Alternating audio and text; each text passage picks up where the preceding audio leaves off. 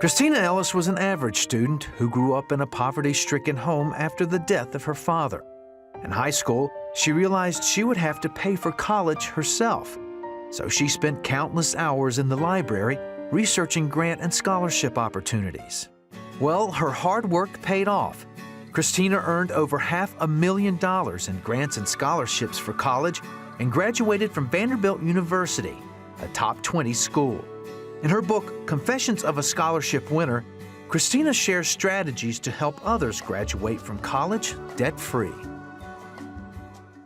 Please welcome to the 700 Club, Kristina Ellis. It's great to have you here. Thank you for having me. You may not be a genius, but you have a lot of wisdom.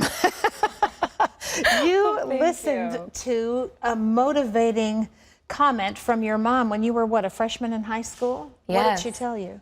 The very first day of my freshman year of high school, my mom basically sat me down and she said, I love you, I believe in you, but there is no way I can support you financially after you graduate. So you need to start thinking about how you're gonna pay for college. And even though that was really hard to choke down in that moment, that was one of the best gifts she could have ever given me, because it got me started to think about college and what I could do to win scholarships and afford an education. What did you think immediately? I mean, did you feel a little bit overwhelmed as a young person?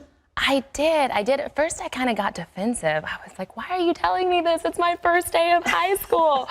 But I knew she was doing it out of love, and she started encouraging me. And she actually said that day, I'm telling you this because I do believe in you, and I know that you're not meant to live in poverty your whole life. Like, I know that you've overcame a lot of obstacles, and it's just felt like one challenge after another, but it can get better. Speaking of that, you say that part of the whole scholarship application process is telling your story. What do you mean by that, and how do you do it? Well, a lot of students get so focused on sharing all these achievements and their accomplishments, but a lot of times the judges want to see who you are as a person. They want to see your character. They do want to see the triumphs, but they want to see what you had to go through to get there. And judges can fall in love with personal stories just like we all do. Yeah. You cultivated some behaviors that actually helped you reach your goal. Talk about that. Absolutely. Well, I started really doing my homework and learning what it takes to stand out in a scholarship application. And I learned that judges love to see commitment and achievement. And I was looking at my life thinking, okay, I'm kind of an average student. My test scores are not great. I'm about average in everything I do. What can I do to help me stand out? And I learned that volunteer work was an area that I could really stand out and I could make a difference, and I felt great doing it. So I started getting involved in activities, and because my mom told me my freshman year, I had 4 years to build up my scholarship resume. So I logged over 1,000 hours of community service while I was in high school.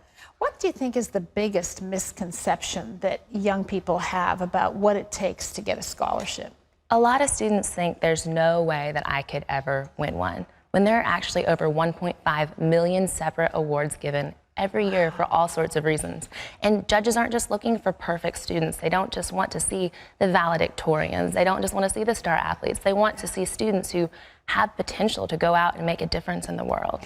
How important is it to be well-rounded? Because you just mentioned, you know, strong students, strong athletes. A lot of times people who are really, really good at something specific like that don't have a well-rounded life. They're very devoted to one thing or the other. How important is it to be well-rounded? It's very important to be well-rounded. College can be challenging. There's different things that are thrown at you that you're not expecting. You have to be able to balance personal life and school life, and judges know that you need to be able to have that balance. So scholarship application judges are looking for students who can handle that challenge. When you looked at volunteer hours, how did you decide what you would do? Did you look for something that you had a natural interest in? Did you just look for a place that had a need for someone? How did you decide what direction you would take? Well, I started just doing things that I loved. Honestly, I was having fun doing it. I started volunteering at our animal shelter and in nursing homes and singing and just doing things that I didn't even realize completely at the time that I was doing things that were going to help me quite as much as I did, because I was just having a ball. And one of the things I talk about in my book is creating your own opportunities. I'm from a smaller town, so after 1,000 hours of community service, I went through quite a few of the activities And I was thinking, what else can I do? And I love missions work. I love working in Haiti and Africa. And I actually started my own shoe drive and started sending shoes that people just discard and normally throw away overseas to countries where people are dying from parasites entering their feet. And it was such an incredible project for me. It was a lot of fun, but that was also changing people's lives and helping potentially save lives. I see in your generation a real drive in young men, young women to do things like that, to do things that are cause related, that matter, that make a difference. You know, there's a lot of darkness. There's a lot of people that are struggling. There are a lot of frustrating situations, but when you give back, it can make you feel so much better and lift you out of your own darkness. So it's great to see students out there making a difference. So you started as a freshman in high school. What are some practical steps that you would give to young people who might be watching right now who are saying, maybe there's hope for me that I'm not going to owe $100,000 when I come out of school? What practical steps does one begin to take? Absolutely. Well, the first thing is to start early. The sooner you get started, the more time you have to really build your application. I'm so fortunate. My mom did tell me my freshman year because I had 4 years to really build that up. And then you're not racing to the finish line at the last minute. Absolutely. And then do your homework. There are so many great steps that you can start taking immediately to build an application up and really help you stand out in the process. So I've laid out a roadmap in my book, Confessions of a Scholarship Winner, so that students don't have to spend hours and hours in the library researching, where do I even start to win scholarships? I want to walk you through the process and help you win scholarships. Tell us what you won. I won over $500,000 in scholarships for college. Unbelievable. And not just for undergrad, but this takes you all the way to the finish line of whatever you want to do, right? Absolutely. Yeah, all the way through a doctoral degree. And here she is. On top of that, she's an author. I mean, remarkable young woman. Confessions of a Scholarship Winner.